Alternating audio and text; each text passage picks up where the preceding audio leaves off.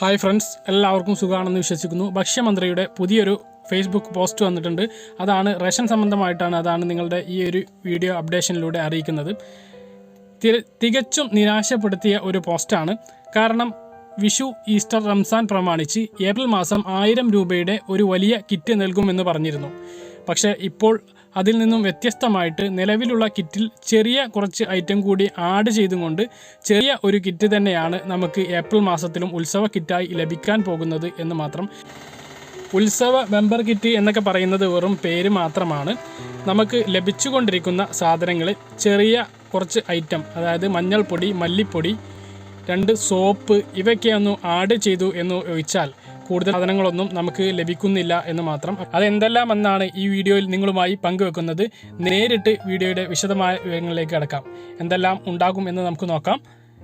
April മാസത്തിൽ Vishu, Easter കിറ്റാണ് വരുന്നത്. പഞ്ചസാര 1 കിലോ, കടല 1/2 കിലോ, ചെറുപയർ 1/2 കിലോ, ഉഴുന്ന് 1/2 കിലോ, തൂവരപ്പരിപ്പ് 250 ഗ്രാം, വെളിച്ചെണ്ണ 1/2 ലിറ്റർ, തേയില 100 ഗ്രാം, മുളക് പൊടി 100 ഗ്രാം, ആട്ട 1 കിലോ, മല്ലിപ്പൊടി 100 ഗ്രാം, മഞ്ഞൾപ്പൊടി 100 ഗ്രാം, സോപ്പ് 2 എണ്ണം, ഉപ്പ് 1 കിലോ, കടുക് അല്ലെങ്കിൽ ഉലുവ 100 ഗ്രാം. ഇത്രയും സാധനങ്ങളാണ് നമുക്ക് ഏപ്രിൽ മാസം ഭക്ഷ്യക്കിറ്റായി ലഭിക്കുന്നത്. ഇതിനു മുമ്പ് ആദ്യം നമ്മളോട് വ്യക്തമാക്കിയിരുന്നത് 1000 രൂപയുടെ വലിയൊരു കിറ്റ് ലഭിക്കുമെന്നാണ്. പക്ഷേ അത്രയും സാധനങ്ങളൊന്നും ഇല്ല. 14 ഐറ്റം ആക്കിയിട്ട് കുറച്ച് ഐറ്റം കൂട്ടി നമുക്ക് തരുന്നേ ഉള്ളൂ.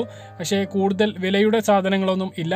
10 ഐറ്റം സാധനങ്ങൾ 1000 രൂപയുടേത് വിതരണം ചെയ്യുമെന്നായിരുന്നു ആദ്യം പറഞ്ഞിരുന്നത്. അത് വിഷു, ഈസ്റ്റർ, റംസാൻ കിറ്റായിട്ട് വിതരണം ചെയ്യും എന്ന് പറഞ്ഞിരുന്നു.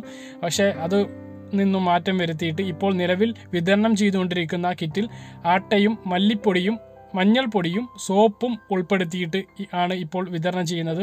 അത്രമാത്രമാണ് മാറ്റമുള്ളത്.